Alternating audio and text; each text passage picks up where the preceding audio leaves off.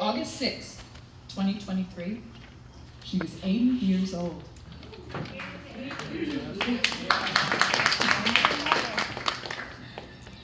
My mother died at home at 1 o'clock on a Sunday afternoon, surrounded by 4 of her 5 children and her husband of more than 50 years.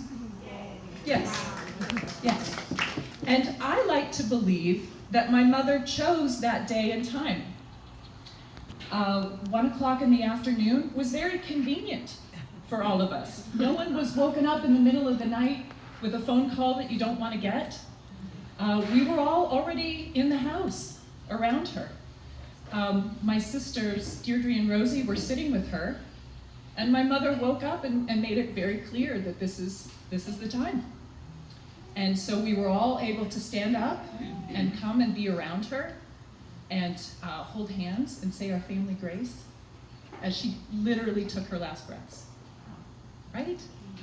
And I take comfort in the fact that after all that she went through, and as courageous as she was, she suffered, that she had that agency to choose the time and manner of her passing. It gets even better. She passed in the 10-minute window, the entire week. There was a 10-minute window that there were no grandchildren in the house.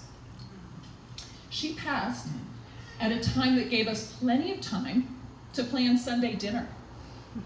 So we started talking about what we'd like to eat that night. And my dad said, you know what Heather would have liked? She always said, pick up a pie. Pick up a pie for dinner. And my dad said, wouldn't it be great if we could have a strawberry rhubarb pie? Heather used to make a strawberry rhubarb pie for me and put it in my lunch. Wouldn't it be great if we could have that tonight? And I said, absolutely, let's do that. So I ordered one. And the bakery called and said, no, sorry, we don't have strawberry rhubarb. I haven't had strawberry rhubarb. I remember it. I haven't had it in 40 years. But that was what he remembered and what he wanted, and but it was a great idea. So I mentioned that my daughters were out of the house. My girlfriend who had them brought them back around 4 in the afternoon. And she had a good idea of what had been happening while she was gone. She didn't know. So she came to the door and gave me a hug, and she handed me the strawberry rhubarb pie that her husband had baked for us that day. Thank you, Mom. Right? I mean, it's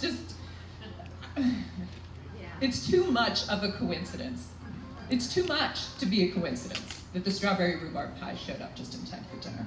So I take comfort in that Mom, after everything she went through, she got to choose the time and manner that she passed.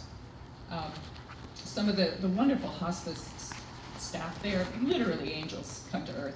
They had explained to us something called the emotional tether, which basically says that your loved one, as they are kind of on the edge, that they will stay with you while you're sitting with them. But often loved ones will pass when you walk away for a moment. When you step away from their bed, that's when they'll pass. But my mom didn't do that. She waited till we were right there, and I'm really grateful for that. So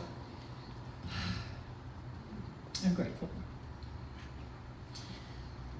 My mother was born to be